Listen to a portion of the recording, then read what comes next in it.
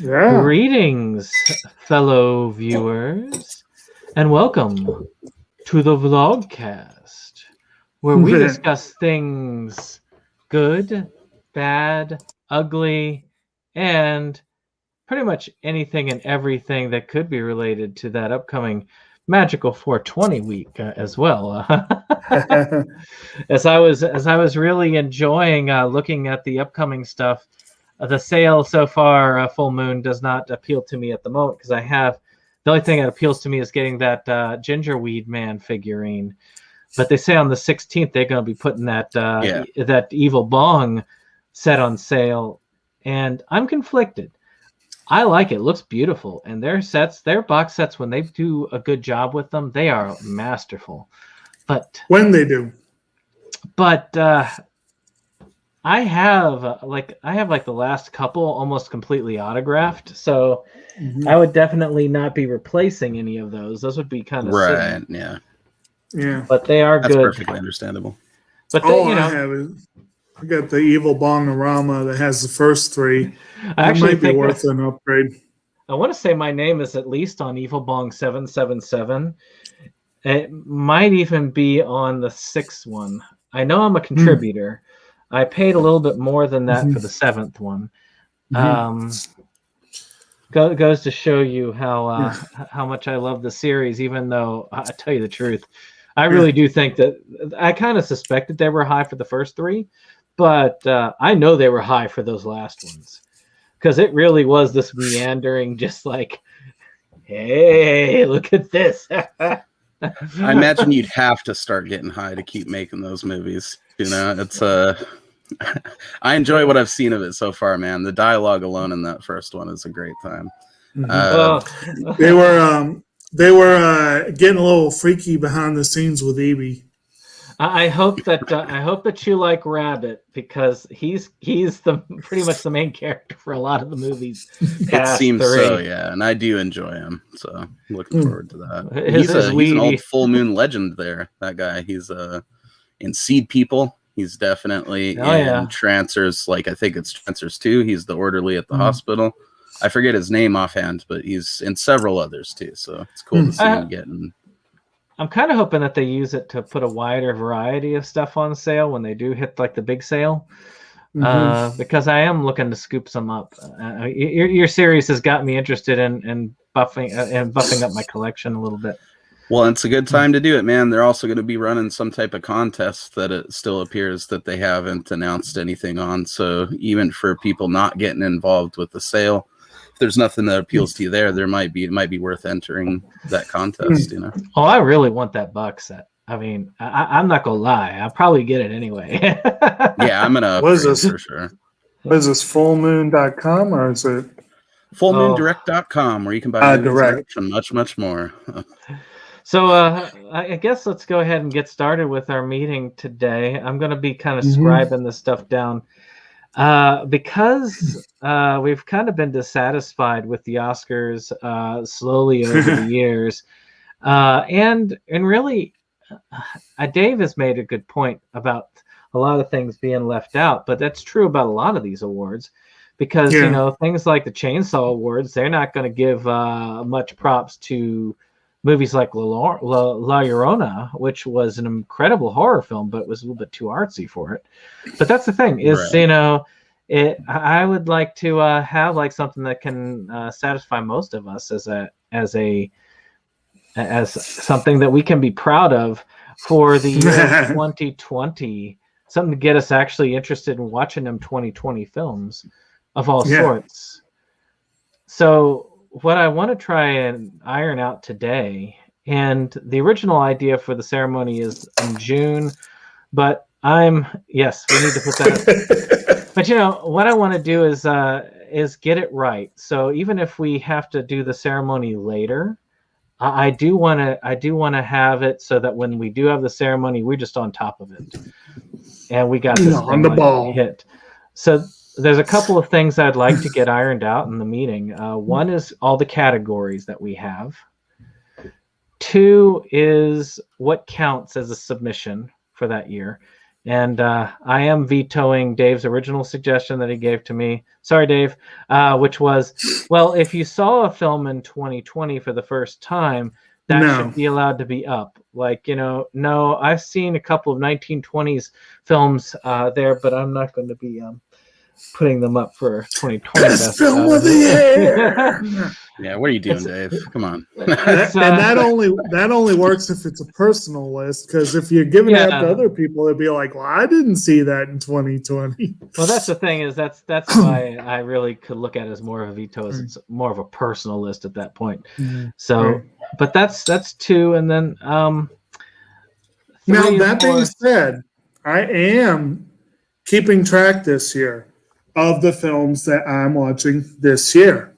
And I'm thinking that is something I'm probably going to want to do from here out, just for fun. Yeah. But who knows? It'll be a fun personal list, definitely. Yeah. And I do think that later on I want us to do a Inside Movies Galore, like talk again, the best and worst of Inside Movies Galore that we've covered for the year. I think that is a fun thing. We should do that every January, is just do like a rundown. Right. Because we've covered some films I've loved and some films I've, not loved. But so that I've loved differently. But there's 2 other things, of course: how we get nominations and how we get the winners. Those things. Right. So why don't we, I guess the first thing that we need to do is say what is eligible to go up. So I'll throw out my idea first, and then I want y'all to just let me know here. So I think that there's 2 things that I would like to look at when it comes to that. It needs to, one, either be a 2020 release, but I also think that maybe we could also include some earlier release films if they debuted here in the United States in 2020, much like with the Oscars. That is certainly an option, and it's one that I was debating, because I, for one, am trying to move away from the Murica-centric idea of, well, it came out here in 2020, so it doesn't count as a 2018 release, even though the rest of the world may have seen it by then. But on the other hand, it has always, with the exception of the foreign language / international category, which I've always argued is broken and stupid for being on a different timetable, they've pretty much always had their definitive, it came out in Los Angeles County during this calendar year for a 7-day run. And that's a good, definitive thing. I think it's overly exclusionary and silly and whatever. But so, yeah, my idea was that we could do one of a couple things. We can either say, completely ignoring the stupid rules for international because they're stupid, and let's ignore them. Follow the Oscar rules of when, but modified to, because I know, Brandon, I know you love, and I'm sure you know, a lot of stuff that will not get a 7-day run, even in LA County, let alone, even with the expanded 6 markets they did this year, they probably still wouldn't get that run. So my feeling would be, and then a lot of things are going straight to streaming now. So, that's, so my idea would be you could do one of 2 things. You either follow it made its official debut during 2020, whatever format that debut was, or you could you could be super strict about that. Like it played in one festival in 2020, and that makes it a 2020 release. Or the modified version would be it played in 3 or 4 festivals, enough to be a significant festival presence, or it made its full-fledged debut in 2020. Or we can say, strictly speaking, its international first debut in 2020.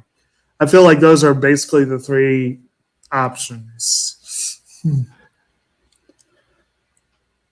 Well, I think, if you're limiting it to stuff that's like it's had multiple festival appearances or something, that eliminates a lot of things that should probably be considered for good movies in any given year, because some stuff doesn't even get that, Oh yeah, straight to video, man. Straight to video. Right. Yeah. Well, see, again, I'm saying straight to video, we would count the street date for the release, basically.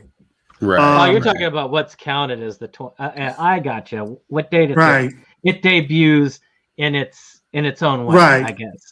Well, like to use festivals as an example, we had this debate already about whether Color Out of Space should be a 2020 release. It had, I think, 3 or 4 festival appearances in 2019.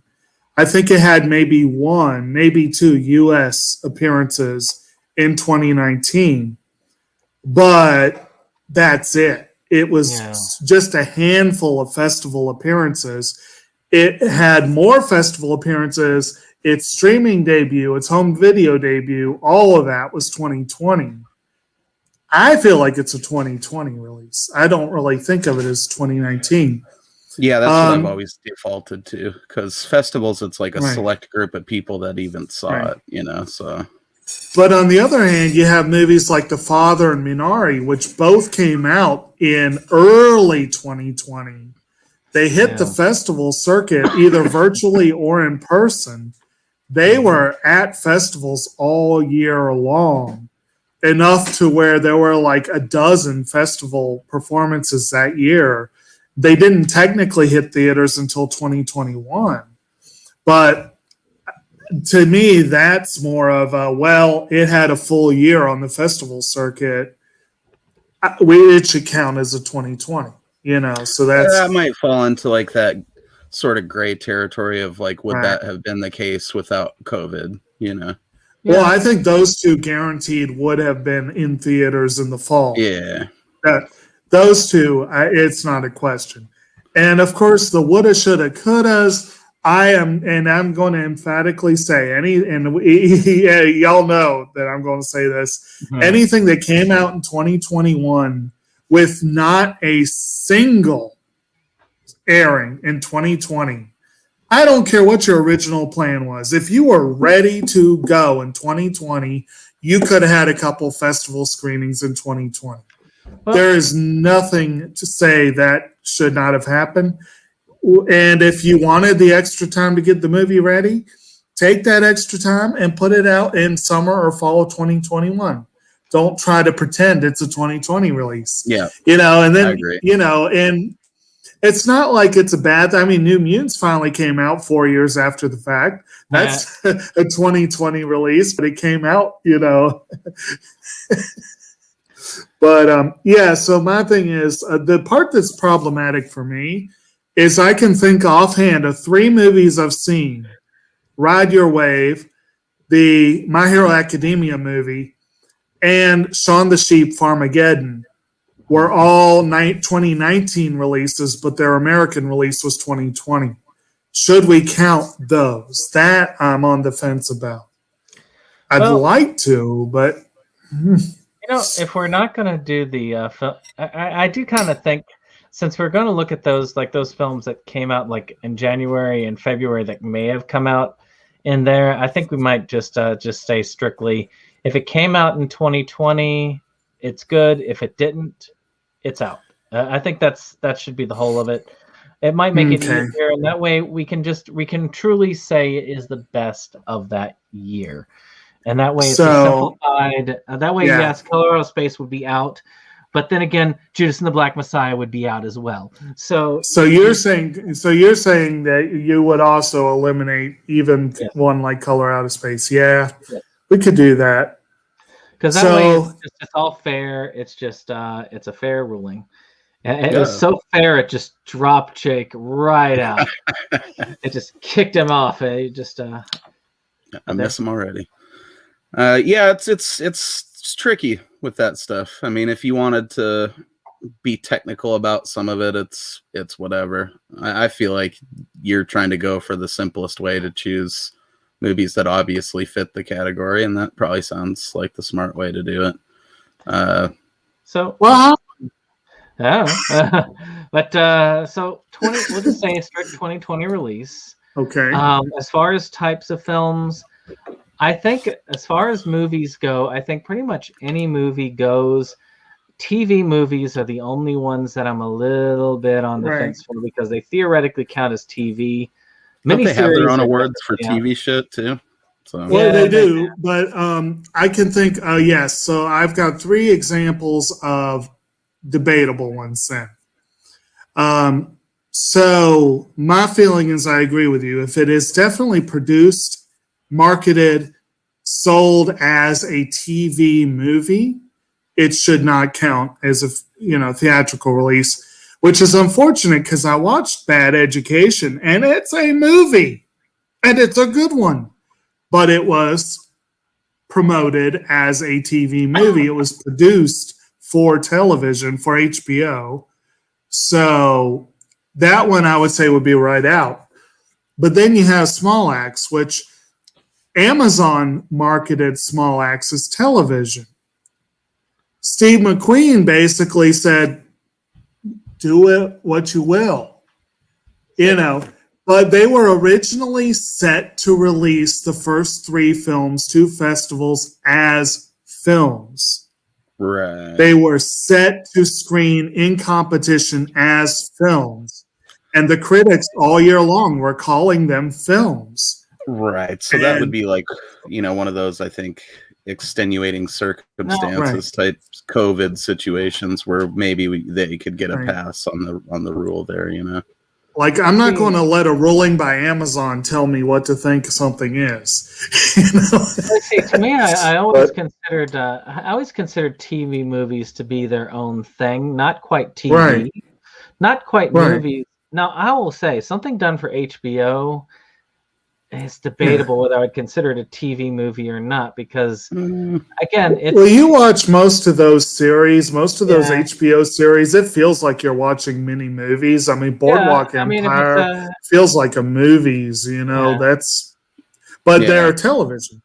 It's friggin' HBO, they can do that, to me that just denotes that they have more budget. That doesn't mean it's still not a TV movie or something. The other one that's an oddity, because I know, Brandon, I know last year you insisted that we include Hush, but I think most of those DC movies, some of them are directly tied to the Arrowverse, and I don't think they're directly marketed as movies.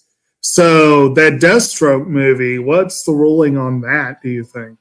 See, those are released separately, though. They're not even released on the channel as part. Right. They're kind of movies. It's sort of like, because they're movies. But I mean, again, they have movies that are released exactly the same way that are tied to the shows. So it's like, what's the rule? What's the thought? I'm unclear on that one. Shoot, there's movies that make it to theaters that are directly tied to shows. Anime movies. That's different. Those are promoted as theatrical events. That's different. Yeah, I got to lean with Jake on that one. Like, those DC movies, I think, are a little different. It's not necessarily an animated theatrical release. It's for the people that watch and buy that stuff, But they're also not. But they're also not advertised as a part on the TV channel either. Yeah, they're not TV either. They are strictly home video. So I think that they could count as straight to video films, in my opinion, which we are allowing. So I think that would work. So I need to make sure to watch Angels and Demons. Huh? I was just saying I hadn't really thought of that. So I mean, that's the one I'm particularly wondering about. Yeah. Oh yeah, that was a good one too. I enjoyed it. Yeah, there's nothing to separate like a straight to video animated film from like just straight to video horror or anything else. It's not less of a movie because of how it was released. Right. Well, some people would say so, but we won't. Straight. I think the only movies that we should eliminate are ones that are directly made for TV, released on TV, and they might get a home release afterwards, but like Lifetime movies, stuff like that. In theory, if Justice League, the original, like the other cut, didn't release, you could theoretically say the Snyder Cut was a TV film by that standard. Because in theory, it was made for HBO. It was a different cut of a movie that was theatrical, but that cut was made directly for HBO Max. Yeah, that one's kind of a tricky one. You could also argue with that one, though. A little loophole here. He shot it for IMAX, so it was intended for theaters. It was intended. Yeah, the movie was produced for theaters, but. Yeah, that one I would count as a movie, but it is kind of a. And what if it was originally made for TV, but then got a limited theatrical run afterwards? Well, do you have an example? I have seen actually a couple of Lifetime movies make debuts over at one of the artsy theaters in town in Covington. Which, still counts as a theater and a Lifetime movie. Well, and I know that's why the Academy has that rule that is kind of a stupid rule, but I think I get it. But the thing about documentaries, about how they can't be on television before the show or whatever, just to make sure that it really is a theatrical release. Documentaries are the other thing, because a lot of documentaries are straight out TV movies, which would eliminate like a vast majority of documentaries. If you know that it's a TV movie, yeah. But if you don't know that. Because look at straight to Netflix releases. Straight to Netflix, if it's promoted as a movie, is a movie. That's what we're saying. Like we're not counting that as straight to television, So, at least that was my impression. So it will be. We'll have to look at anything that might fall in the line as a case-by-case basis if it comes up. I think in most cases, I could be wrong about this. You guys do a lot, probably more streaming than I do. I feel like they usually do give the ratings for everything, and if it says TV, then they think it's TV. At least I'm just throw that out there. On Netflix and shit. I don't know. I know they do on. I've seen that rating. I can't remember what I've seen attached to them. Yeah.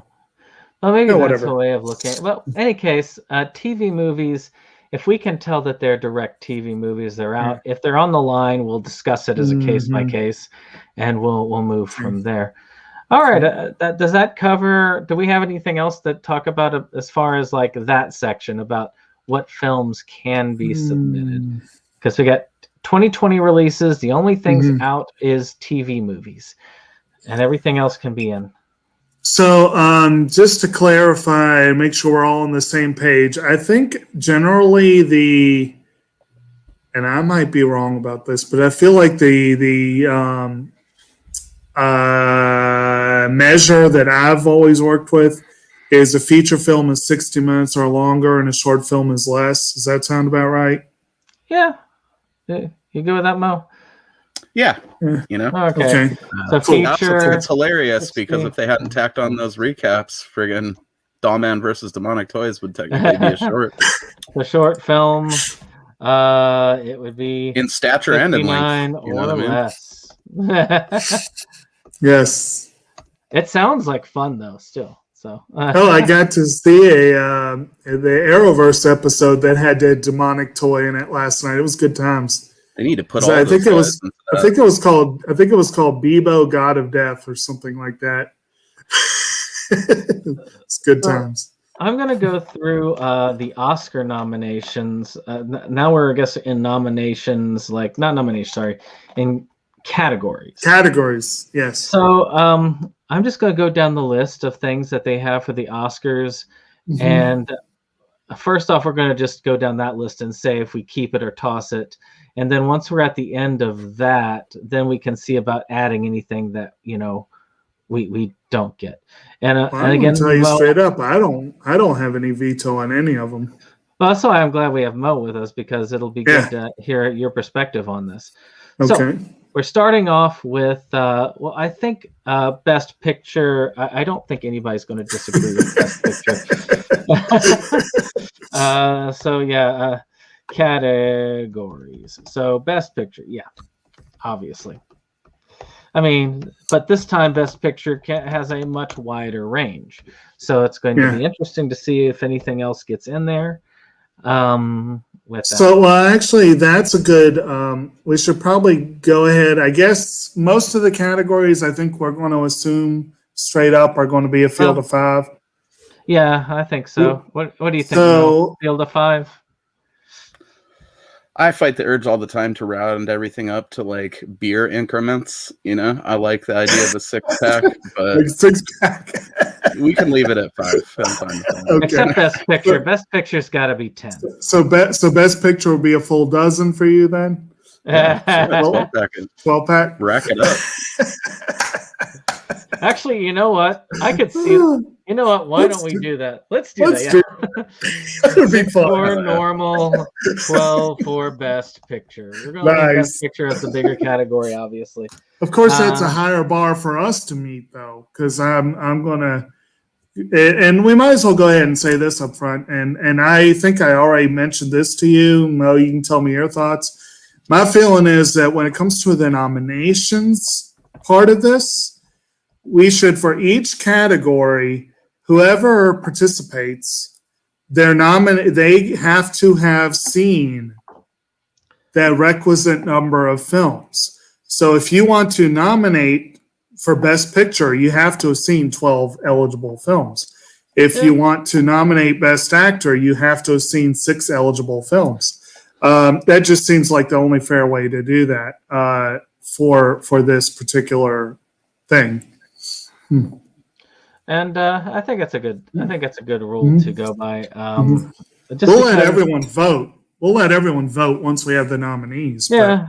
And when we get back to the nominees, but I am going to write that down. Nomination. Okay, so the rule, of course, everyone must see at least the number and the category to submit, which is going to be rough for that Best Picture category. you should probably send those little short things out to a couple people, you know.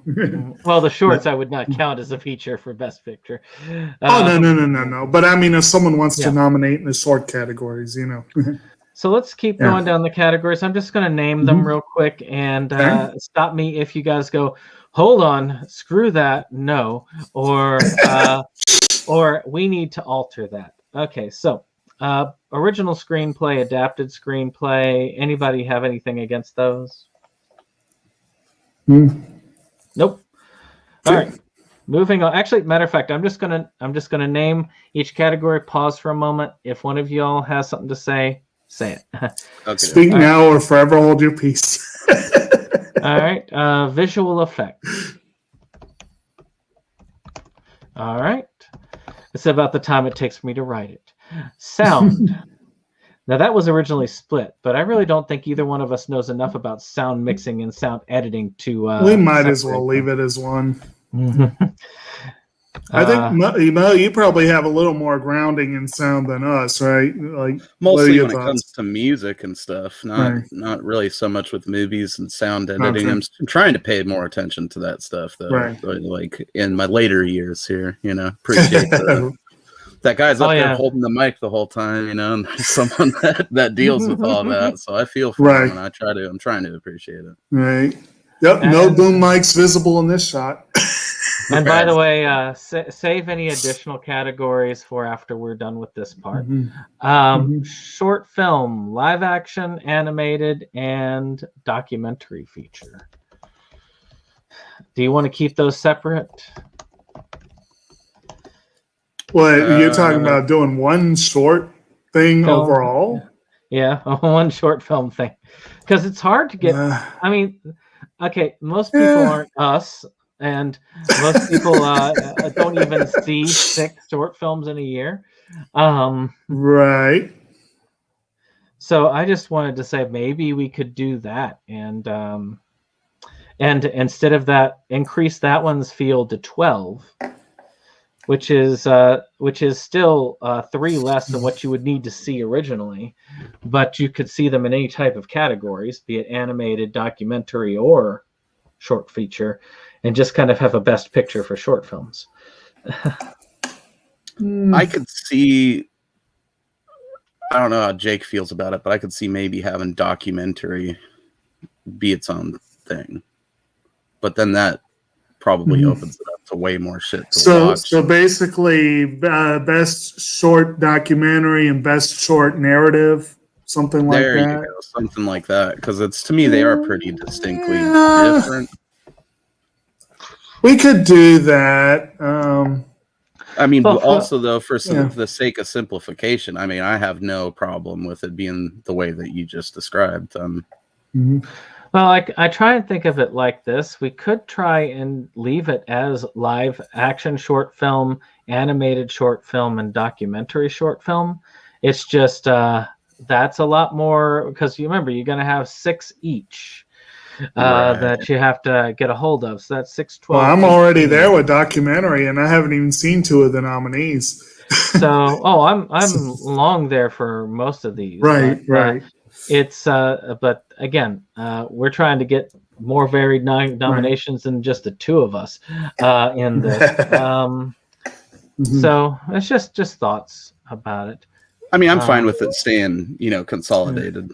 I imagine that it'll still be interesting either way, and as much other stuff as is going to be going on in this, it'll still get plenty of attention, and while also not overwhelming everybody with the load of stuff to watch, And that was Dave's idea as well, as trying to consolidate categories if we could.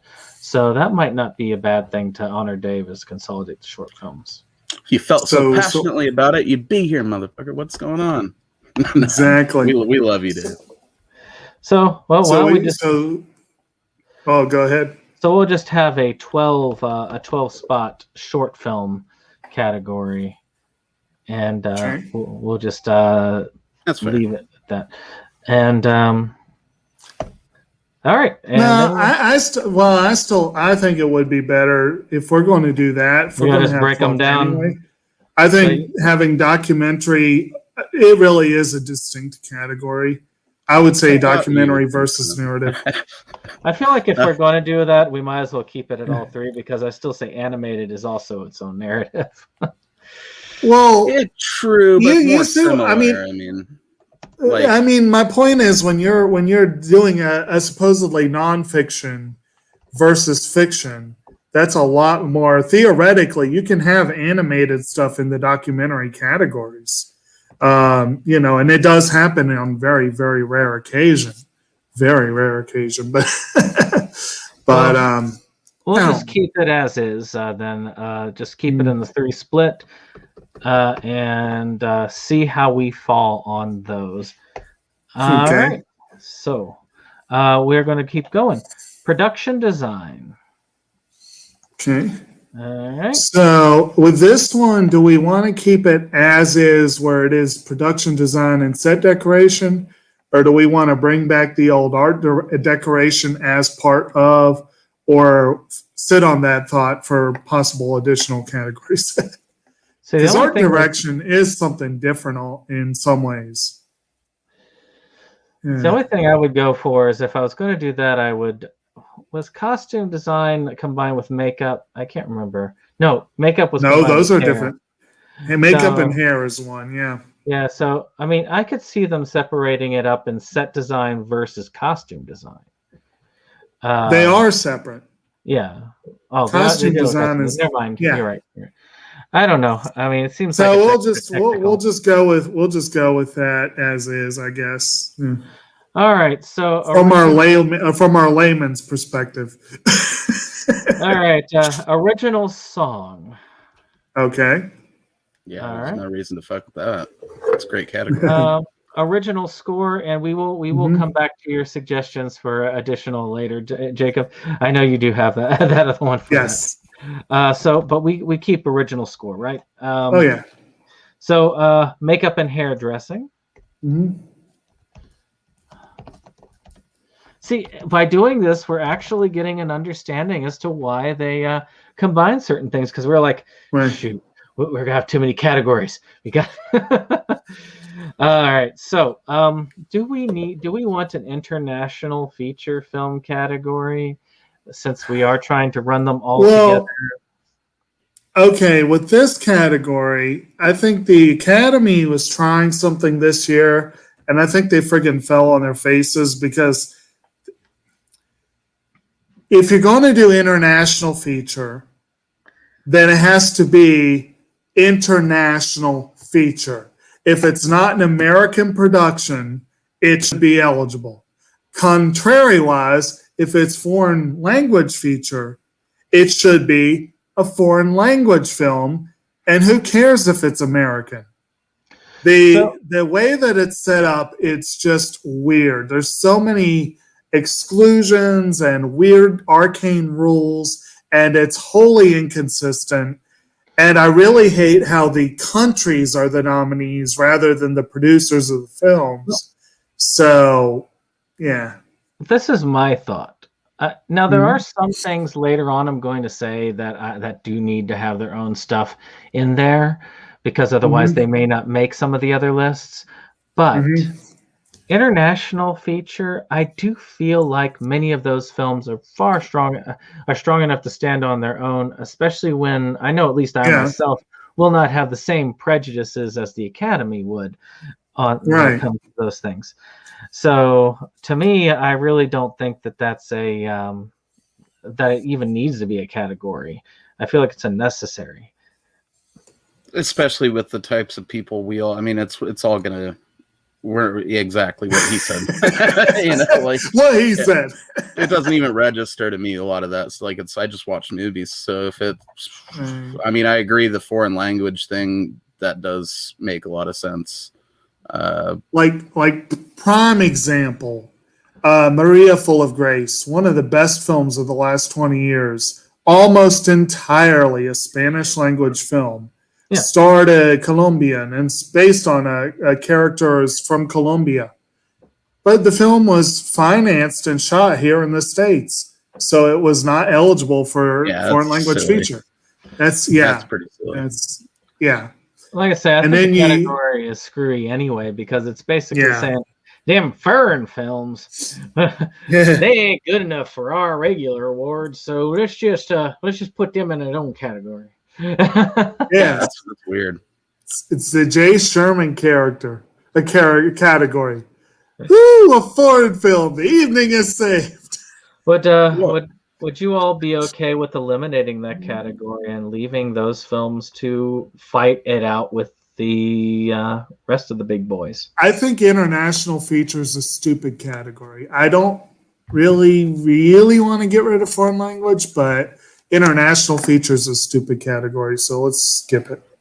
Yeah, I'm good with that. Honestly, it was taken. I still don't fully understand what they mean, so it seems like that's they got in some hot water. They got in some hot water this year because I think it was Nigeria that submitted. It was like their first ever feature-length film made entirely in their country or something like that.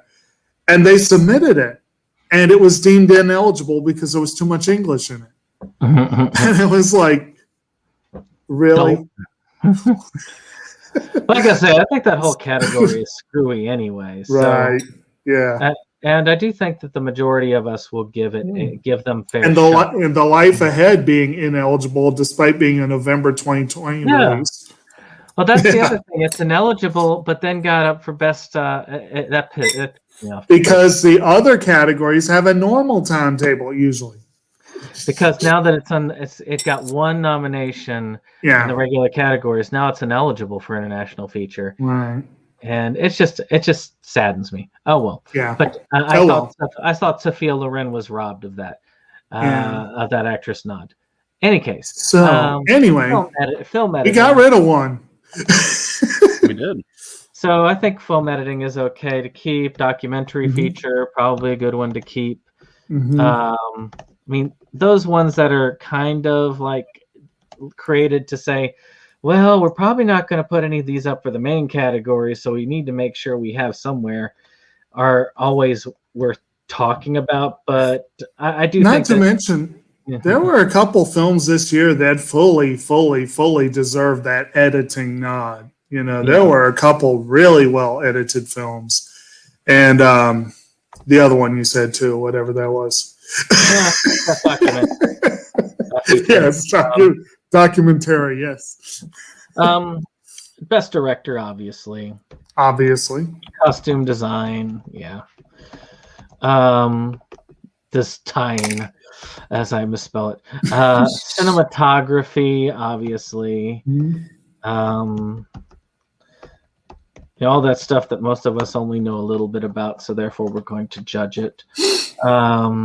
Animated feature, it's another one that I feel like that should just be able to stand on its own, but should be able to. I have a love for animated features, and I want to add more to the categories.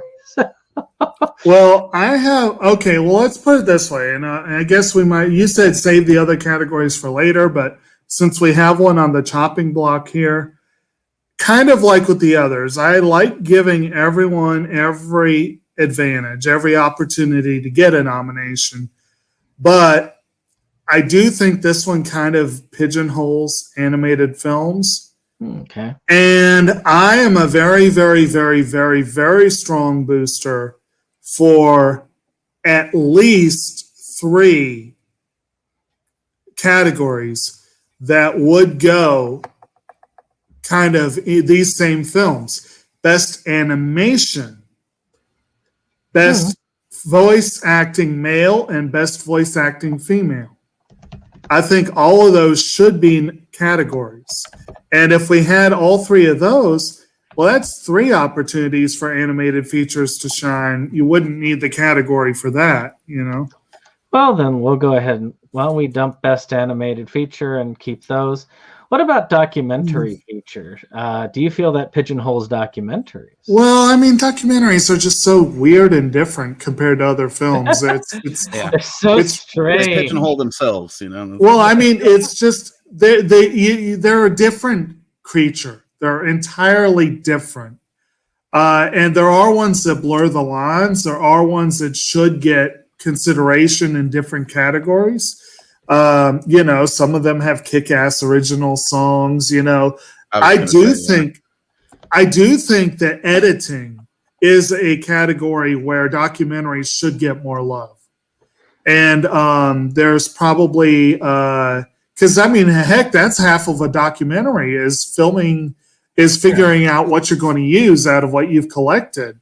Oh yeah. I mean, in terms of creative editing too, I think some of the best editing I've probably ever seen has been in documentaries. Exactly. And I've said before, again, back to the animation, I've said before, they should dominate the sound category.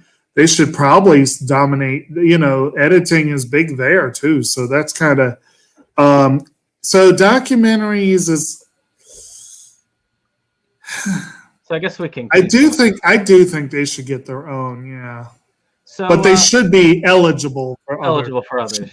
Yeah. Yes. So here's another question: in this day and age of fluid gender, should we be doing best actress and actor? Should we, or best male voice actor, best female voice actress? Should we just consolidate them to best voice acting, best supported acting, and best acting?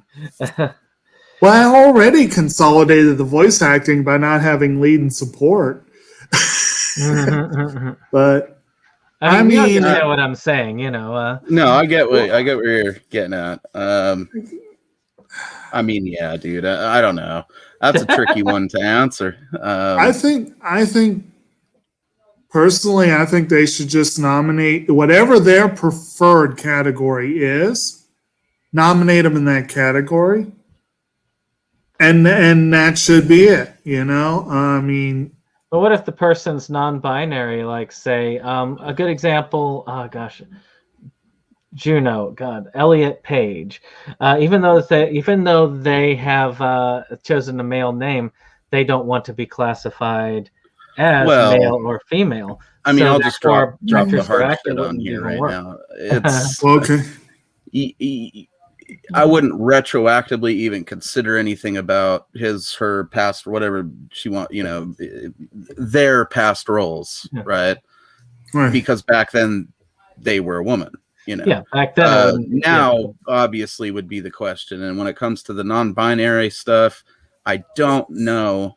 And hopefully there is more in the future, but I don't know that there's a strong enough presence of that in film or anime or whatever to make it worth making an entirely different category for. If we have somebody who's non-binary that is worthy of going in to the category, I guess the idea then is we make that discussion as to how to do it, because is it insulting to a non-binary person in a film to put them in actor or actress? That's the question. That's kind of what I'm getting at. Like, it's until it's an issue.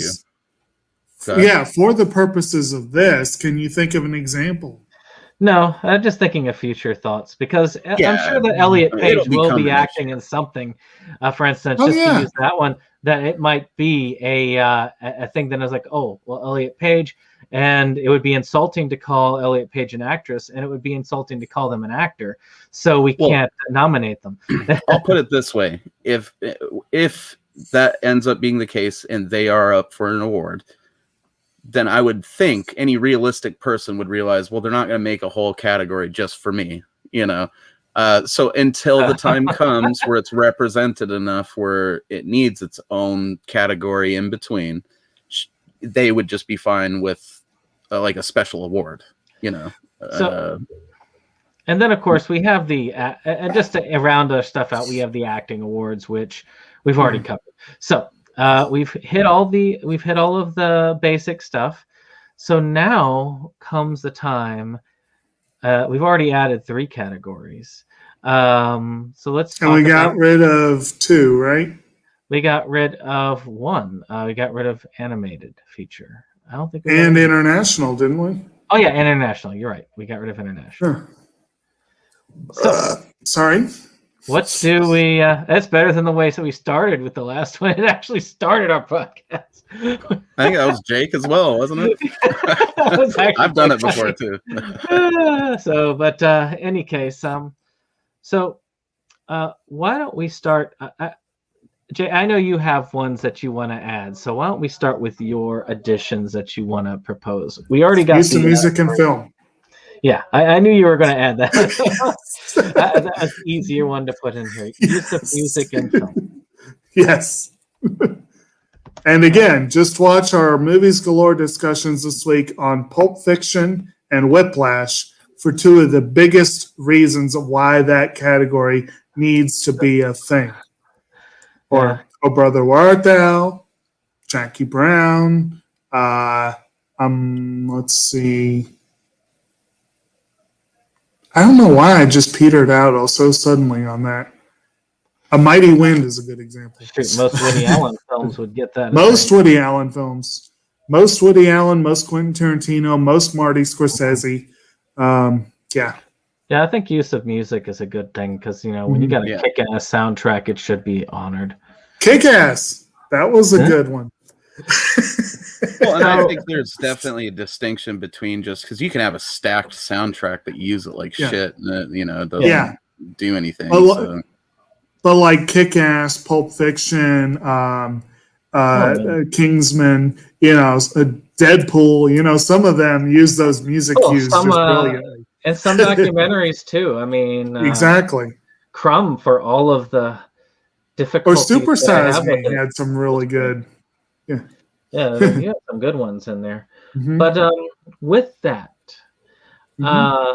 one thing, and I'm glad that you're here with us, Mo, because this is a big one for you as well, because you are more into this than Jake is when it comes to films that would not necessarily be chosen for some of these categories.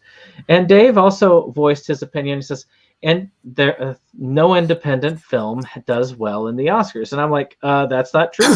Many of the Oscar winners are independent films. It's just your definition of independent film is very different Right. From Yes. what I'm sure he'd probably look at the Independent Spirit Awards and call those mainstream films. Yeah, so I've been actually oh, go ahead. I'll let you finish. Sorry, bud. There's independent films and there's tiers, but that's the thing, though. Acting. I say this when I rate these films all the time. When it comes to films themselves, when it comes to films like that are lower budget, B movies, straight to video films, shot on video films, some of those they just cannot compete with some of the high budget films in certain ways. Yeah. Acting, I have, and when I rate films, I put them I grade on a curve. Because I'm like, the acting in, say, Death Toilet 3, to name one of the ones from 2020, I'm not going to put the acting in Death Toilet 3 up against News of the World and say, yeah, these started out on the exact same level, so therefore it's, that there's but I don't want films like, I keep saying Death Toilet 3 like that's going to be one of my choices. Let me throw another one out that I really loved that year. Cool Summer, good example. I would not like to see a film like Cool Summer left out because it can't compete with those giant ones. I know Dave had said, well, we should just let them all fend for themselves and those films can rise to the top, but I don't know if they can. None of them are going to, bro. I love this stuff as much as the next guy, but they're bottom of the barrel, and we like it that way. Yeah. I've been debating this the entire time as we've been sitting here, and it's like, I'd love for that stuff to be represented, but it's just when you get right down to it, no. It's probably not going to even make the cut. It's not even going to be sitting down warming the fucking bench for any of those categories half of the time because it's just not in the same league, So in my mind, the easiest way to do it is to do like best micro budget feature. Boom. Ooh, I like that. That's a cool term too, micro budget feature. And we just got to figure out. Well, in my mind, I'm like less than $100,000 because that's probably what I could make a dream movie for. But I don't know on some of these anymore. Inflation's probably done its thing too. Since some of these movies I know of that they shot for like $10,000. Let me see what they've got. Let's talk about the newer Polonia films. How much they were. There you shot. go. Something like that would be a good sort of benchmark, I guess, or What is let me see, what's the newest Polonia film? Return to Splatter Farm. Duh. I only did a review of it. You did, good one too. Which, by the way, was a pretty great film, and it could have been up for use of music in that thing. It could have been. I like the Splatter Farm song, so that one actually could be up for best original song. But I don't think it would have stood out for like acting, unless it was the only films I'd watched that year. Let's see here. Well, yes, obvious low budget, but what low budget? What was the actual budgetary amount? Sometimes you can't find out how much. Where would they list that? See, I doubt it's got to not be very much, man. I would think in the high end, maybe $20,000, for something like that, especially without the cost of film nowadays. My thinking on $100,000 was it allows some of those ones that are still micro budgets compared to like Hollywood films, but maybe ones that they got a little bit of a budget. But then that also kind of like, putting one of those against like a Chris Seaver movie isn't exactly fair. You know what I mean? Yeah, well, that's the thing is I think that it's I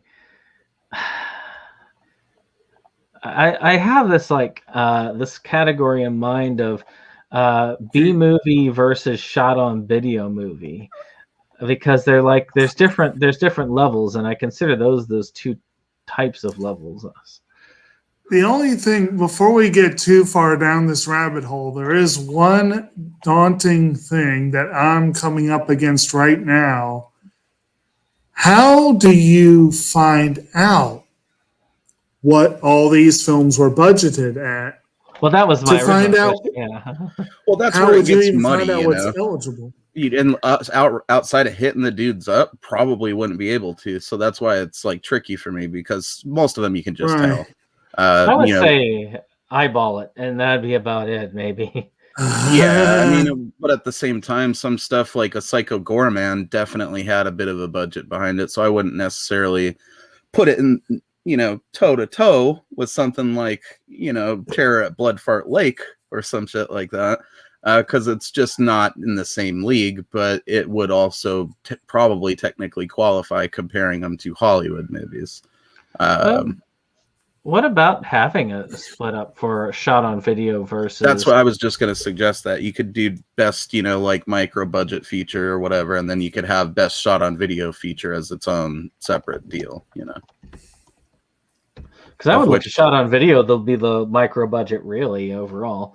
It is still the same category, but there's a lot of those that aren't shot on video technically, and I'm a stickler for that. There's times I've had to go back and amend myself, because I called something a shot on video thing, but it was actually shot on whatever millimeter of film or whatever. So I'm going to have to. I'm going to have to say straight up that unless we can find a list or a way of looking up the budgets, I'm going to have to veto this one on, just because we would be kind of pulling it out of our asses, and I'd really rather not do that. We could say it like this, all right?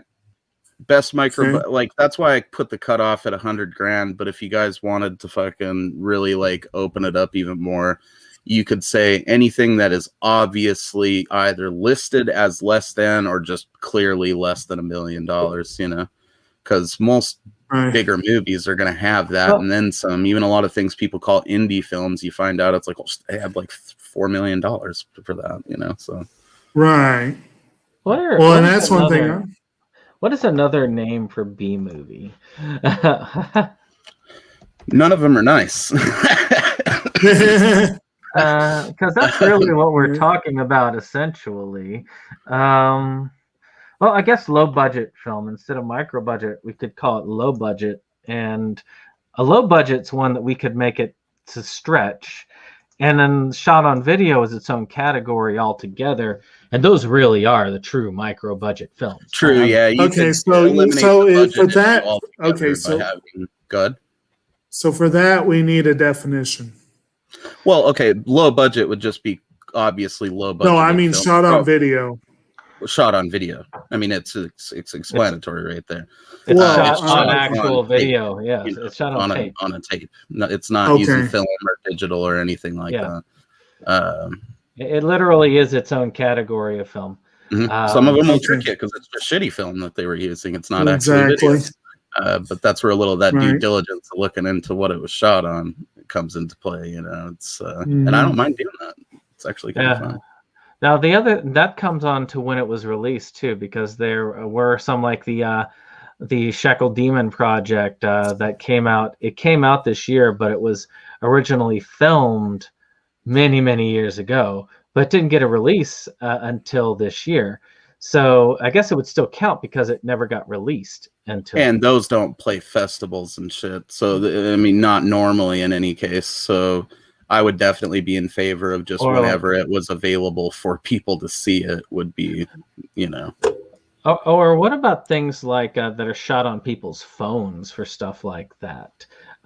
Because I know it's not shot on. That's different from shot on film, but it's not quite shot on video. You see what I'm saying? No. To me, it would fall into the general category of being just shot digitally, because most of these. Yeah, that's what I would say. That's digital. So video, it's a whole aesthetic and technique to making it even look good when you're shooting it on video. It's its own category. The Polonius are the experts at that one. I have to give them that. And low budget. So we'll say low budget feature versus and shot on video feature, and that gives a lot of things that would normally never get out on this category a shot at some point. Right. And I mean, it's something, again, I got to keep coming back to Psycho Goreman because I did love the movie. But I don't know if that, for me, would even fall into either, it wouldn't even make the low budget category because I'm sure they had a substantial budget comparatively. So that actually would count, because if we were sticking it at $100,000, that's its box office. Never mind. Yeah. That's, here you go. Box office is what we really count. No, see, $1.5 million Canadian. So whatever $1.5 million Canadian translates to down here, that's what they did Psycho Gorman for. Well, that's definitely under $1.5 million. Yeah, or around $1 million. Well, it's definitely well over $100,000 though. It is. But if he's referring to my $1 million cutoff, that might just make it, but maybe. Because $1 million ain't that much money nowadays. Horrifyingly to say, it's no. Well, this is why I also think that a category of best horror feature, which Jake disappeared again. That's really the only way you can do it, man. I mean, I often think of man, it's a bummer that horror isn't more represented in that stuff. But then at the same time, it's it is enough of its own thing to warrant its own awards and things like that. Award shows, I mean. So I support the Fango Awards and everything, but best horror feature I could get behind as a general thing. I would look at best horror feature as similar to best documentary feature, as horror kind of is its own thing, but so that it can have its own, but of course allow horror to creep into the other categories. True. I'm not sure I'm a fan of doing different genre categories. Well, that's what I'm getting at. If we do that, then it's going to bum me out that we a best horror effects specific category, or a best horror, best music and horror type thing. It's because it is distinctly different, and even some of the best horror scores aren't going to stack up next to some of these scores from other movies. See, I don't know. I've seen some good ones. Some of them. There's some good ones. The effects and makeup horror is basically unfortunately overlooked by the Oscars, but I do think that if we get rid of those two categories, I would get rid of, if we're going to get rid of those and make it, then we should get rid of documentary at that point. But again, I look at that as if we don't include it, none of those films will get a shot. And I think that is wrong. Look at who you're talking about, though. Look who's going to be voting on this and making nominations. You really think horror's not going to do well? Camp comments with Psycho Gorman, low budget. That was my number one this year. But it was good. But I mean, that's the thing when we come back to Dave saying that that's why we need a best low budget. Yeah, because they don't get anything shot on video. Well, a lot of the best horror is not low budget or shot on video. A lot of it's high budget. Well, this is why I think horror feature should get its own category as well. Again, if you do one for horror, you gotta do one for action, you gotta do one for musicals, you gotta bring back the animation. If you're gonna do genre, you can't just single one out. I as much as it pains me to do it, I have. Then we need to get rid of documentary. It's not a genre. It's a completely different type of film. It is. Yeah. It's a completely different.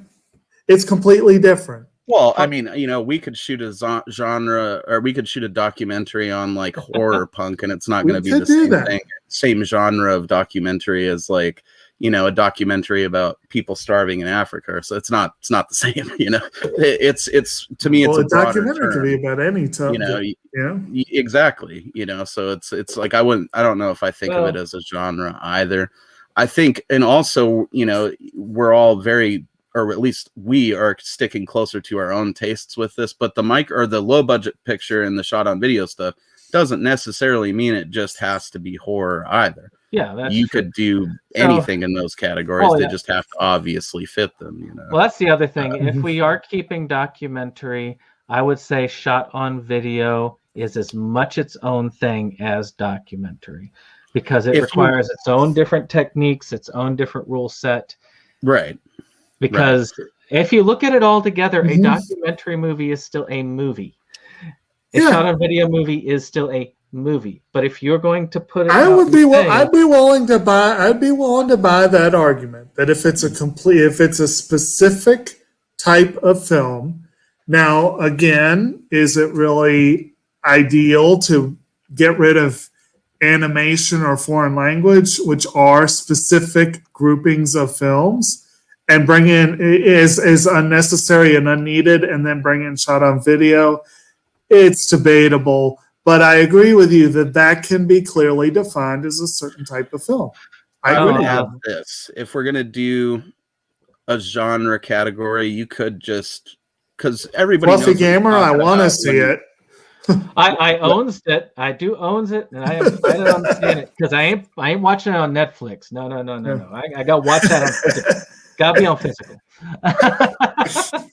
Everybody pretty much knows what you're talking about when you say genre movies, right? You're obviously you mean like horror, science fiction, action movies, shit that it's like you're not just going to call it a movie first and then denote the genre later. It's a horror film, it's a science fiction film, yada yada. You could say they're dramas, you could say they're comedies on the side, but first and foremost, it's a goddamn, it's a Western or it's an action or whatever. Right. So you could just do best genre feature nominations, but that would allow people to put like a musical in there next to Psycho Goreman, next to whatever sci-fi schlock has came out in the last couple of years, and it satisfies all of it and allows some overlap from the shot on video and the best low budget picture categories. So that would be my suggestion. So I'm fine with not doing horror feature, but definitely we should keep shot on video. And the low budget, I think, because it's, as you pointed out, they're different enough that they warrant being, low budget films. No low budget films going to be able to compete with any of the other films when it comes to these things. At the end of it all, people might nominate them, but they ain't going to compete. And saying that they will is certain stuff like makeup and effects. Maybe some of them might have a shot. Maybe, yeah. Like I would definitely put Psycho Goreman as a contender for some of the best effects of the year. Now, did they make somebody look like he was like 100 years old or some artistic not in that way, but there was certainly a lot of really well done splatter in it. The costumes were super cool. But again, I wouldn't consider Psycho Goreman micro budget though necessarily. But yeah, I could definitely. Well, we amended that to low, I think, because the micro might be cutting it a little. I still say if at some point before we actually start the nominations, if someone can figure out what the cutoff should be or find some lists that we can use for ideas, using that would be Psycho good. Goreman as like a cutoff. That was a mil 5 Canadian, so that's probably under $1 million in our money, right? Yeah, probably. I'd say $1 million because in Hollywood movies, that's nothing. That's like what they pay the dry cleaners, and I mean, I don't know. I'm pretty sure they just burn that on set the first day or something. I don't know how they do these big Hollywood productions, but it's certainly not even a drop in the bucket compared to most movies. So $1 million or below. There you go. That encompasses almost everything. Actually, did this one come out? Did the last blockbuster come out in 2020? Yes. It did. So it would actually be one that could be up for that feature. Let's see, there you go. But not Last Action Hero. Same. These are the same movie. That's the thing you didn't realize. They're actually the same film. All right. But so I think that's good. Does anybody have any other additions that we'll make for categories? Yep. Yes, I need to think for a minute. I want to get Psycho Goreman. It's on my list. Next paycheck, I am getting that bad boy. Yes. Another one that I did want to bring up, and it honestly is probably more of a just a fun category, but best poster or cover art. Oh, that's actually a pretty cool idea because that's something that's way overlooked in films, and that is a huge part of it. That is cool. It's true. Well, it's going to be a little easier to do if we'd actually made it out to the theaters this year, but at least you can look them up online. That's something that can be done. You can find anything you want on Google Images, but in a fair amount that you never wanted to see. It's all be careful how you Google those posters. That's probably true. That is kind of a fun category. Well, it doesn't get enough attention, and I think if it was a friggin' real category, maybe they would paint some goddamn posters occasionally or more often, and like not just when it's some retro throwback bullshit. Right. I miss painted covers and painted posters, man. So, and those do happen, and then some of the ones that are done digitally are pretty beautiful as well. You know, not to throw smoke at that. So. That could be a fun one. I think I could go for that. One that I know there's been a push to do for years, and I agree it should be a thing, but I'm not sure if we as lay people would be the best judges of this. Yeah. But I'll put it out there. This would be a way, this would help with horror and with action, and probably a couple of the others, which would be, there really does need to be an Oscar category for best stunt work. I mean, there really should. Yes. I think that's something that's totally left out these days is best stunts. Right. And I'm just like, we as lay people would have a harder time knowing what goes into it. But I think in a lot of cases, you can still look at some of the stuff that happens on screen and go, you could tell when something's fake, and you could tell. I mean, from years of pro wrestling, you know, watching movies that used actual stuntmen, Jackass.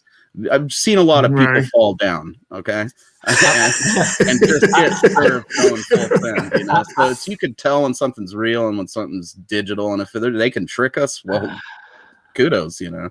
But I would say that. I could tell stunt work just about as good as I could tell cinematography and sound design and film. So I wouldn't say I would be any better or worse at looking at those. But okay.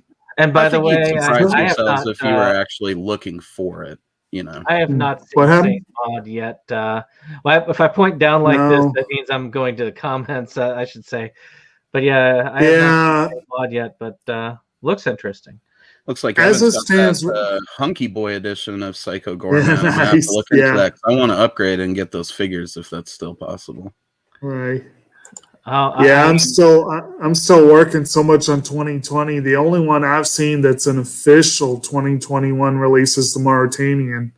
I intend to change this, but I haven't watched that was a good one. Full Moon, dude. And most of it, like the older stuff or even the pre-Full Moon shit lately. So when I watched The Killer Eye the other day, it's from '99, and I was like, damn, this feels like a new movie now because everything's been early *90s and the late '80s, you know. I know there was at least one more I really wanted to say, and I'm just trying to remember what it was.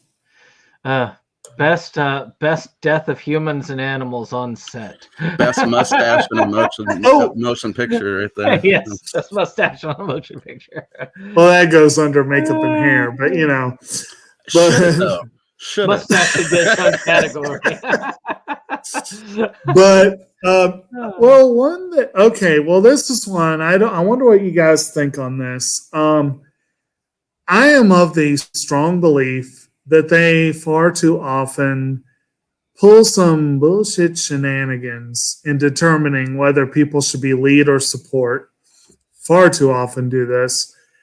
And I also think, you shouldn't be considered support if you're in less than, let's say you're in one scene, or let's say you're in, you show up 3 or 4 times with a grand total of 6 or 7 minutes of screen time in a feature-length film. I mean, that's not support, you know. But people get nominated for that. And then people get nominated for lead for less than a quarter of the movie's runtime on screen. They get nominated for support with close to half of the movie's runtime. And part of that is just bullshit, you know, just finagling to get an award. But I wonder if it would help with that and also help with certain scene-stealing performances if there was a cameo bit player category. From either. And now we could now this might be a chance for the non-binary. We could say this is just a single category and not bother splitting it up. But that way you get things like, let's say, Bill Murray in Zombieland, or Charlie Sheen and Being John Malkovich, or dude in Ghost World with his the nunchuck dude in Ghost World. Yeah, exactly. Hey, that makes it worth it right there. Yeah. So y'all think that'd be a fun one, like best? I agree because it eliminates them from muddying up the main ones to like proper support and lead roles. But all right, because like like Judi Dench winning supporting actress for what was it, like 3 minutes of screen time in Shakespeare in Love? Yeah, like, that's ridiculous. Yeah. But I mean, she's awesome, and she got robbed when she didn't win for Iris, but still. Yeah, but there might be like extras that are technically in the movie longer than her. Like it's you can't get best supporting role for just showing up. Right. Even if you are Judy, memorable lines, But with that, though. Let's see. I went ahead and I just, because we did eliminate animated, I went ahead and also consolidated as we'd originally talked with the short film, and left documentary separate. Might as well reflect how we're doing the main awards with the short films, and that'll make up for some of our additions too. So I think it's went well. We shaved some stuff off, added some spackle here and there, and shaping up nice. Very good. Best use of cats in films. Best use what? Best animal performer. I do think there should be one for best animal, but I don't know if there's enough of them this year to do that.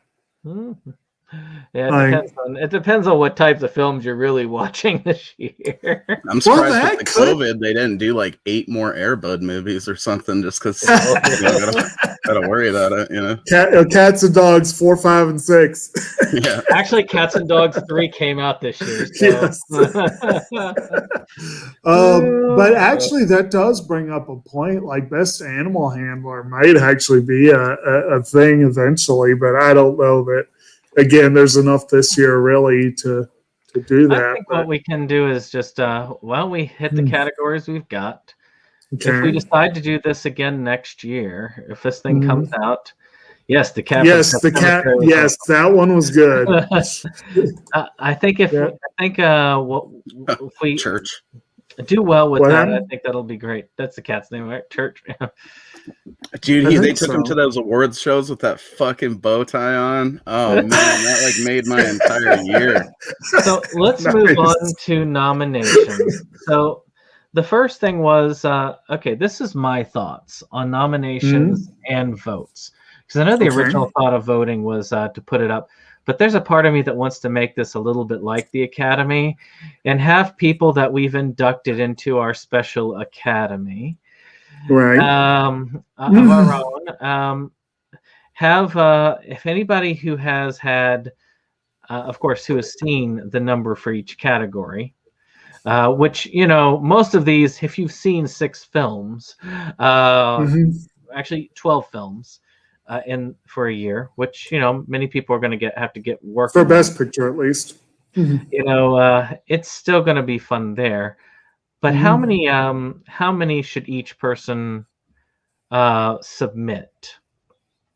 How many nominations should each person submit? I would think my thought was we would go ahead and submit 6 and rank them, do ranked submissions, and whoever ends up on top, of course, would be the And like I said, it would basically be anyone on the discussion page who has seen the requisite number. Yeah. All right. So, you have a thought, Mo? Well, I'm just trying to follow this here. So, how many are each people submitting? Well, I guess you'd submit 6 in each category, unless you're best picture, which I guess you'd submit 12. Okay. Submit each category. I see what you're saying. I'm sorry, man. It just took my brain a minute to catch up. I get what's going on. The other thing is, now you said just the people who are in our basic chat group. I think that we could open it up a little bit further than that. Not hugely further, but just people that we feel would be members of the Academy of our. Well, I mean, the people on our chat group are pretty much everyone who ever guests on our show anyway, right? As well as a few additional people. That's I thought about adding people like, say, Light and Shadow or a couple of Katie. Isn't he on that list? Participated in Isn't she on that list? I mean, I don't know. She's kind of left it, so I don't know. Right. I don't know if she's still on or not. Doesn't hurt to extend the invitation, Yeah, I'd love to hear her feedback. Yeah. And then, of course, and I was thinking originally, wasn't your plan to then put the vote up on your different Facebook pages for wasn't that the idea? Or well, let's first once we have the nominees. Now let's first figure out how we're going to get that. Okay. So we'll just say the submissions can be done by any member of our Academy. Okay. By any member of the Academy that has seen that number and category. So the question is, how do we determine the final nominees? We get a list of 50 films for best picture. Well, that's why I say that's why I suggested doing ranked submissions. That way, you simply count the points that each film gets, and whatever ends up on top would be the nominees. See which ones have gotten multiple votes or multiple submissions. Right. I mean, yeah. Well, the other way would be simply to take all the nominees and then do a round of voting based on the nominees. I mean, but everyone would probably end up voting for their same stuff anyway. So that's why it's a hard thing. Yeah. I mean, unless you eliminate that as an option, you in theory already cast your vote by submitting it. I would think so. If everyone's voting on other stuff other than their own, that's going to naturally thin it down to what the people in our group think are. I don't know. That's what if everyone has the same choice for number one? If you can't vote for your own, then that one would get eliminated. You can vote for one of your own, and then whatever other allotted votes you have. That's true. You can always do like we do for the film and allow one vote for your own, and then 2 votes for alternate stuff. I don't. So you find this is a different just voting for their own when they get in there, or their own submissions if we put it up for a vote. That's the thing. That's the other thing. Well, how about this? Okay, well, if we do, let's say if we do a rank for the original voting, if we do ranked, there will be ties. So let's say if you have to do a tiebreaker, you can't vote for your own or something like that. Well, that was the thing. I mean, I think that the ranked one should automatically go up as first. But let's say we get a good example. Let's take Best Picture is going to be the hardest one because it's got... But let's say we get 5 of them that have been submitted multiple times. Those 5 automatically on the list. We've got 30 more movies. Each one only had 1 submission each. So then it would need to go to a vote. Now, I think it would be fair at that point to say, try not to vote for your own at that point, because then it would just be, okay, well, they've all got 1 vote each. I guess that, actually, no, it would still have a vote for each Academy member. You'd have a film for each Academy member layered down at that point, but it would be, but they a lot of them would kind of just ignore anything that wasn't submitted by them. Right.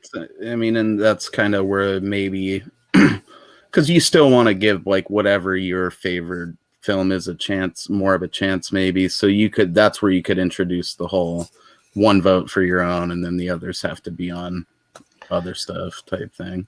So then you're only playing favorites with the film that you want out of that batch, Yeah, you could just you get one like with how we do the movies with what's left. Again, as you said, ranking would still take number 1, but there are a lot of chances that we will not overlap as much as you would think necessarily. True. There might be some overlap because I'm sure Jake and I will probably overlap some on these because we've seen a lot of these options. So, but at the same time, there may be some that only Jake has submitted. Nobody else submits. And there will be some that I've submitted that nobody else is going to. And we'll probably have room on those that left in some of those categories where we hadn't got multiple people submitting the same thing over. Right. So I just want to clarify, say exactly what you're proposing so that I know what you're saying. So let's say I'm going to take a smaller category because it's a lot easier to work with. Okay. So example, best actress. Okay. All right. Let's say that only you, me, Dave, and Mo bother with this. Okay. Which I'd hope that we would have more people bother. But so we've got submissions of 24 films out of the six, right? Out of those 24 submissions, only 3 were submitted multiple times. So you and I both submitted, Jake and I both submitted Evan Jacobs for Death Toilet, and for Best Actress. Yes, for Best Actress, and okay, and and a couple others submitted for the female cat in one of the scenes in one of the movies this year. So, and Cats versus Dogs. Okay. So, but let's just say those 2 are the only ones that get so Death Toilet and Cats versus Dogs are the only ones that get get more than one person. Makes sense. Putting in. And so those 2 are automatically in, right? Because multiple people submitted it originally, so ranked submission. Those 2 are. That's not what I mean. Oh, but go ahead and finish your explanation. So what's left, we then vote on as the other 22. We all vote on. We each get 3 votes. Only one of them is allowed for your own submission. After that, and then they go. What is the definition of ranked submission for those of us? What I mean is you submit 6 films and you rank them 1, 2, 3, 4, 5, 6. Number 6 gets 1 point. Number 1 gets 6 points. You add up the points, and the point winner is the one that gets the nod. That's a simple, straightforward. It doesn't involve all this "don't vote for your own stuff" crap.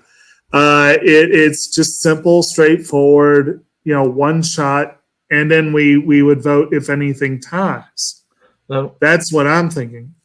If you're just doing stuff like that, then people should just do 1 to 2 submissions each, because again, you're just okay, this is the one I want up there. The top one's going to get in there anyway, unless a whole bunch of people do submit, and then if we get a lot of people submitting, then it might go. If we get 7 or 8 people submitting, then and have 7 or 8 different number 1s, which is possible, then it could cause that problem. See, my mind tells me that your system makes it much more logical to only have 2 or 3 submissions. Mine, I don't see a problem. Yours, I see absolutely no logic in putting in 6 of them and potentially only being able to get 3 of them into the final at the bare max. If 2 get in automatically and you have to say, I choose this one and ignore the other 3, then what was the point of putting 6 in? In your system, it makes much more sense to only submit 3. Well, again, if I was submitting a lot, again, this is all a lot of things being submitted. But again, if all of us do this with the rank, we get the 6 points. Let's say all of us submit a different number, that's got the 6 points or whatever. Okay. And it's all different. So we've got 10 6-pointers. Then we would vote.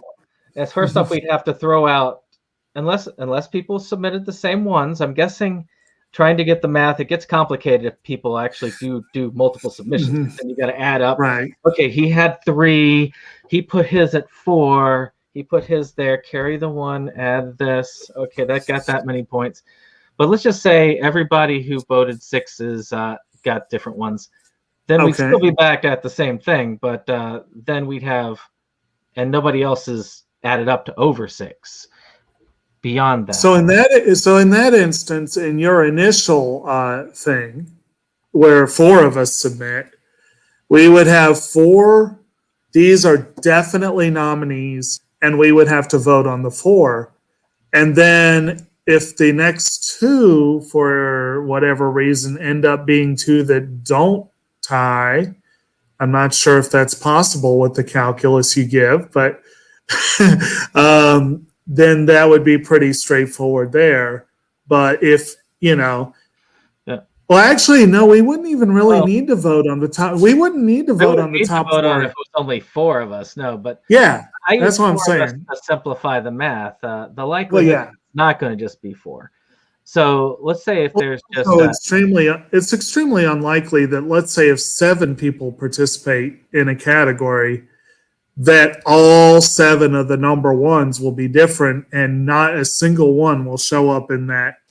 That's unlikely. It's not impossible, but unlikely. Definitely not impossible. I can tell you with just the number of people that the different tastes of the people submitting. I can tell you that's possible. I'm just trying to look at things as a just understanding that, because I guess if it's good to have a backup plan, because if we have a whole bunch that are not like all at the same level, and it's more than 6, of course the ones that would get the highest numbers added up in the system would get there first. But let's say you have about 4 or 5 that tie. Well, this is where the larger number of submissions makes more sense, and I'm puzzled by your thinking it makes less sense. Because if we each put in 6 submissions, there's a far greater chance of down ballot inclusion of the ones that got ranked number 1. Now that I understand what you're saying by ranked submissions, originally when you said ranked, I thought you were like, okay, we have to go on IMDb, and the ones that the critics say are the best, we've got to. Yeah, that's the logical thing to think.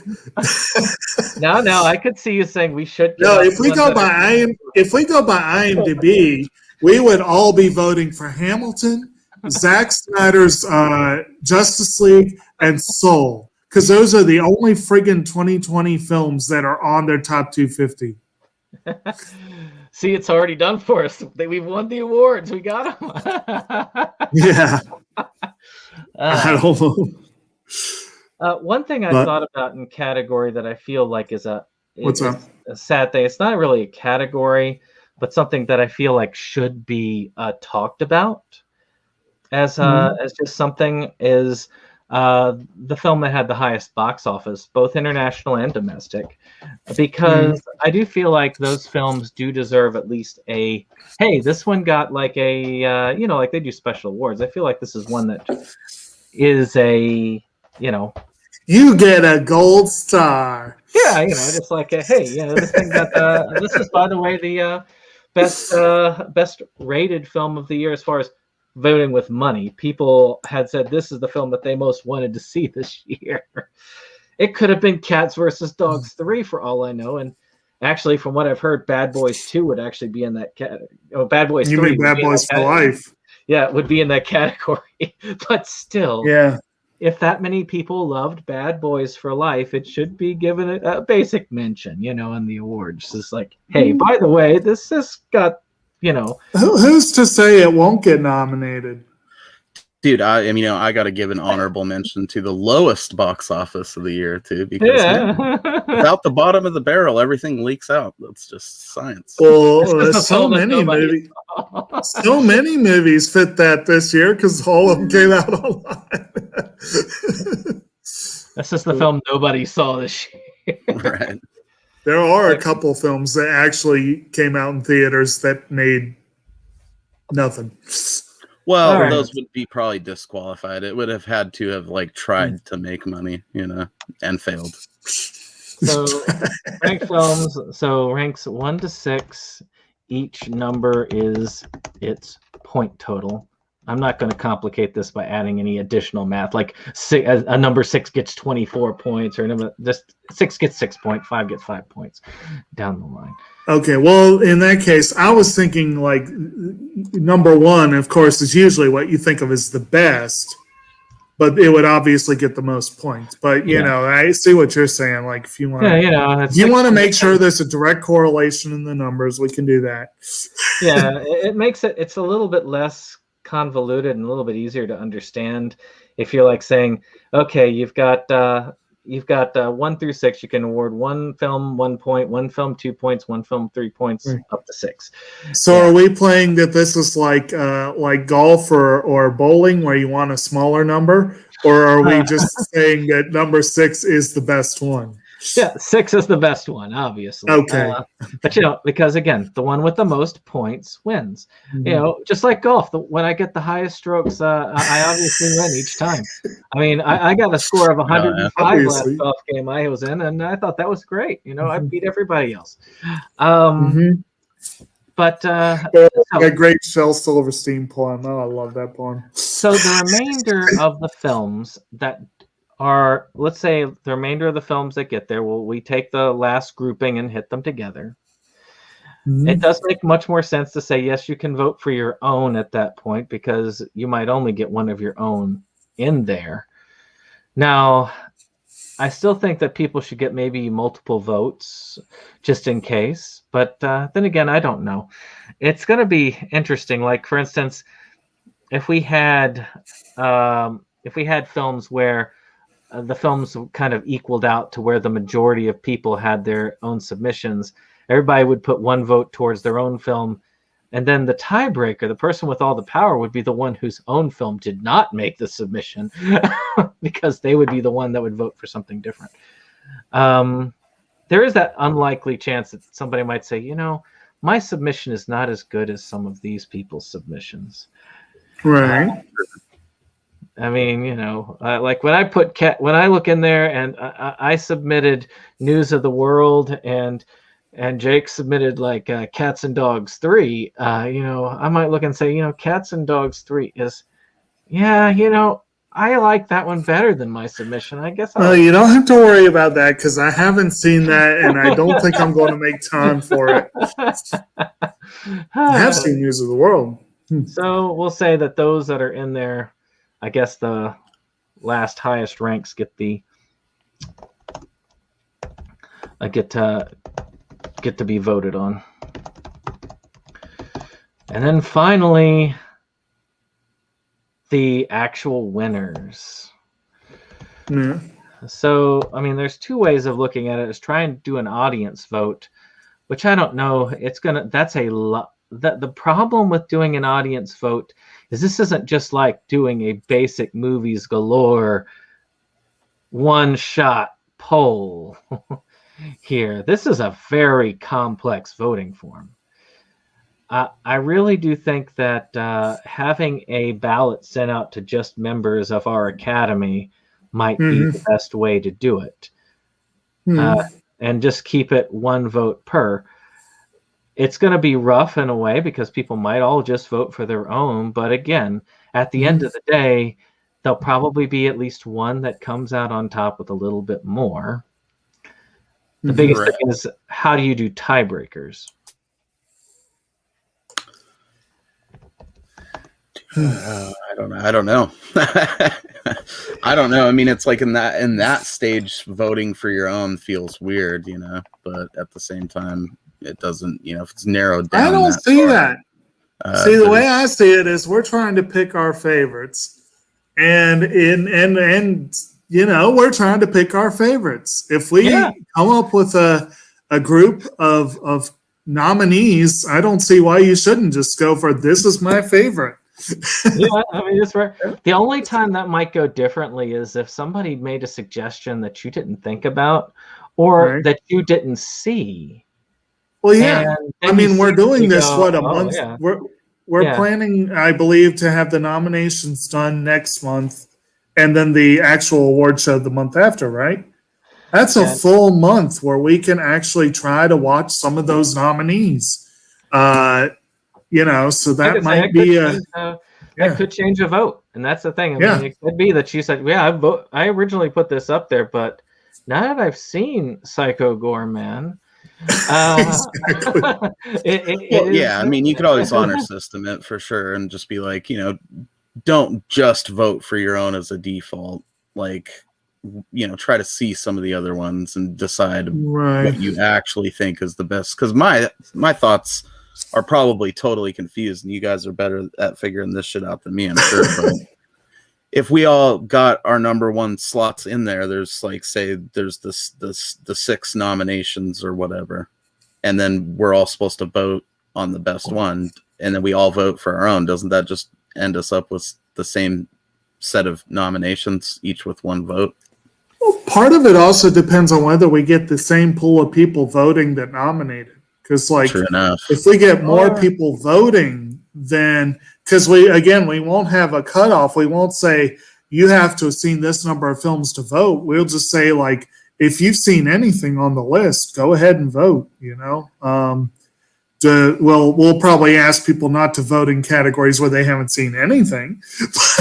Right. But, I guess that boils down to how you guys are going to do the final voting of it then, if it's just going to be the set number of people actually participating from our group or a wider pool of potential votes. Right. Well, like I say, for that, I think about making this into a ballot, like a Word document ballot, essentially, that you send to those people that are there. You kind of email it, or you can private message it to the people. They fill out the ballot and they return it. And since Jacob is the one with the numbers, Jacob will do all the number crunching for us at the end. So that'll make it easier on me. So the biggest, I don't math so good. The biggest yeah, me either, dude. The biggest thing is, what do we do with tie votes? Okay. I don't necessarily think that we're going to have as many of these, there's 6 nominations and all 6 of them get 1 vote each, and because it was 6 different people who submitted it. I don't think that's going to necessarily work out that way. I think that it will. I think that we're going to have a number of people who submitted that may not have even gotten one of their submissions in, or there will be multiples that person put in, so they're not able to just vote for all of theirs. They might just get to 1. So I think it's I think it will work out okay. But how would we beat a tie? How do we decide a tie? I guess I don't know. Fat hammer. I don't know. I'm kind of wondering, I'm wondering if it would be problematic to have a tie if it's just 2. It might be problematic if we have a 6 4-way tie. But I don't know. I mean, what do y'all think on that? Let the fates decide. Just, somehow spin a roulette wheel and see who comes out on top. Because if they were evenly voted, they both deserve to be there, damn it. And since we can't have them fight to the death for the honor. Well, you could always always take an electronic dice roller with a spotter and have us say, okay, well, let's take a look at that, and it's 4 of them tied, D4, D2, or random chance, but I'm wondering if this would be anything. There probably would be no change if we just did another round of voting, huh? Well, if it's unless it's all of the numbers of the cat. Now, if it's all the numbers in the category, it's different. But actually, I've got a solution. Because the Academy would be a slightly. What are you meaning when you're saying that? I said I've got a solution.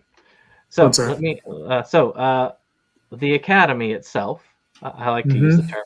Our Academy might be bigger than just the core group, but instead of our Inside Movies Galore bigger group, we take it down to the smaller group of Inside Movies Galore, like the actual core group of peoples, and then say, okay, guys, these are the ones that tied. Let's vote which one of these is better than the other, and that would be the tiebreaker.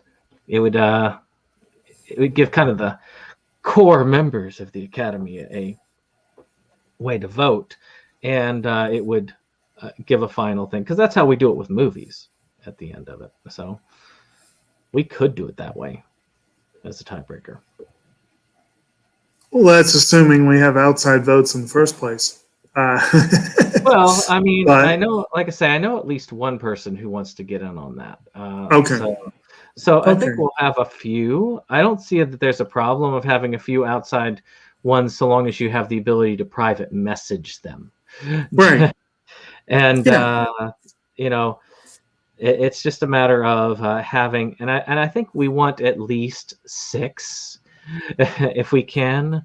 I would like, well, sorry, at least 4, but we've got 4 because we've got us and Dave, right?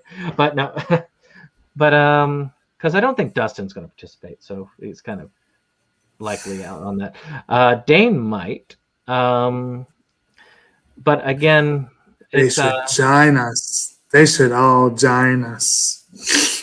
So I thought about making a short video with us, and I think we could do that next week, of us just explaining the rules, just me and Jake doing that, and then take that and then send that out to each member of the Academy, explaining the rules and saying, here are each of the categories. You'll be sent a list of categories, which if you've seen this number of films, you can fill out.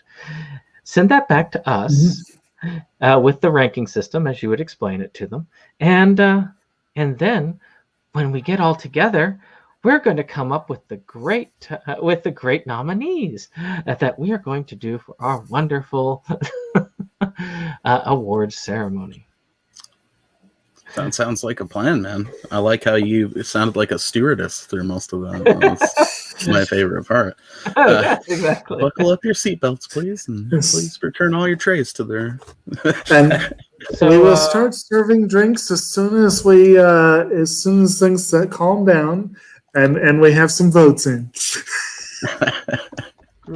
So we'll say, I don't know. I know I'm probably going to buy a tuxedo shirt for the final event, though. That's what's good. I think we should plan it. And again, I put out the break out my bolo tie. I put out the May. Go ahead. I set out the May and June dates as sort of like an initial thought process. But I am for whatever it takes to put out a really solid event. And if it takes a month or 2 out, no more than 2, no later than August. But I want to make sure that we've got a chance to get people to see some 2020 films, so we can get more votes in. Isolate who can who can be in the Academy, or who wants to join us. And then say, okay, one of us. So then give them like a limit, like let's say by the end of May, let's say Memorial Day weekend, try and get enough films to do nominations. That gives a full-on month and a half to watch some films, right. And it doesn't have to be the artsy ones, though we would love you to see some of the artsy ones.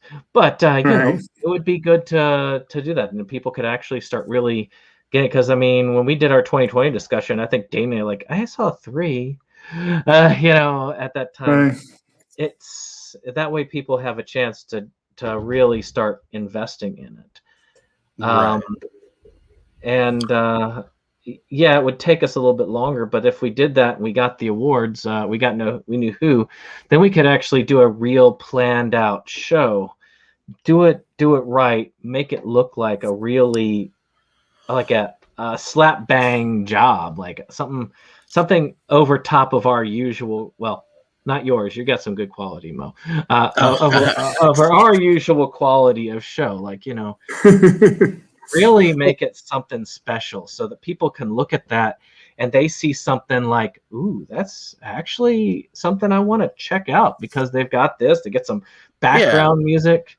Maybe that's kind of what we need to get in touch with Dan, see if he'll give us a theme. Oh, I'm sure he could crank one out for it, no problem. And the thing is, that's kind of the contributions that I was going to bring in here tonight, was maybe we have like an envelope that one of you prints out a logo and puts it on the back. You can just use the same envelope. It's a virtual show and the same card. But just the act of pulling it out, with the winner on it or whatever, or nothing. And you just, just the pulling it out of the opening of the envelope, it builds the suspense. You know what I mean? Right. And then are you going to be doing like a quick little sizzle reel for each category once the nominations are finalized? I mean, that could be as simple as, having a brief, like, 5 to 10 seconds with like the person's name comes up or whatever, the name of the movie, that type of stuff. I mean, yeah. And with that, if we had like a month or two to do it, we could actually put together a little reel of the categories with a little 5-second clip, which should be enough to keep YouTube from totally destroying our stuff. Hopefully. Oh, yeah. Hopefully. I wouldn't do it for the original song because YouTube is just mean. Sadly. And, but, maybe like, but other than the musical categories, we could definitely play some stuff there. Just play like 15 seconds of that chicken song that you guys put in the videos sometimes. So I thought about the awards. I thought it would be fun. Is much like the others, like we cut to we have it on like teams. We hopefully by then I'll have like Mo will get me his part and I'll have my part, and we'll have the full on teams there. So we get there and have each of the people who are actually there for the ceremony, have some people like participate, like you are going to present this award, you're going to present this award, and then do like a little like, whatever they do, it's like, I'm really drunk tonight, but not as drunk as these people in this category. Want to rush on stage like Kanye and interrupt the ceremony and just be, I'm sorry, but Beyonce had the best video. No, I'm down for that. I also do want to strongly suggest everyone just dress out for it. Why not? It's a special that's the idea, is like dress something, wear something nice-ish, even if it's even if it's funny nice, just like I said, like I'm ordering that tuxedo shirt. That's going down ASAP. I even thought like if I get we get the chance, Jake and I could actually be in the same area live because we both have our vaccinations. So we could actually have that. That would be kind of cool. It would be it would just be kind of fun to be able to do that. Get people who are in their time there. The first month up until the end of this month, it's about recruiting the Academy members. Next Monday, Jake and I can record a video, just a small one explaining. And then once that video is recorded, we take that and then we send it to each Academy member with who wants, basically we ask around, and this can go to everybody, basically. Anybody who wants to in our core group can ask around if they have some people they think would like to get in on this. As long as you got a way to give them like the ballots and stuff. And that way we have a decently wide Academy. We have the ability to throw out like ballots and have a wide enough vote. And we even have a more inbound audience of people who are like, oh yeah, check this out. Right. I think it might go well. I don't know whether it will succeed, but at least it'll be fun. Important thing going into it is to just realize anything that's more complex than us just sitting here talking is going to have its hiccups, especially the first time out. So don't let that discourage it either. It sounds super fucking fun. It gives us a chance to give nods to movies that are just never going to get touched by those assholes that do the like official ones. So it's a good idea. It's a great idea already out of the gate, man. It's just there's little things you'll have to iron out over doing it a couple of times, So I think that sounds like good. So does everybody sound like that's a good We going forward? I think we good. So I've got things written down. So next week, Jake and I will start working on. We'll make that video. Of course, Mo, if you know anybody that you think would be interested in doing that and has the ability to receive these types of messages, so they can vote. I've got a few people in mind. I promise it won't just be like splatter freaks or whatever that I know. It'll be people I know that like that shit and other movies. So. They just have had to watch movies that came out in 2020. Yeah, right.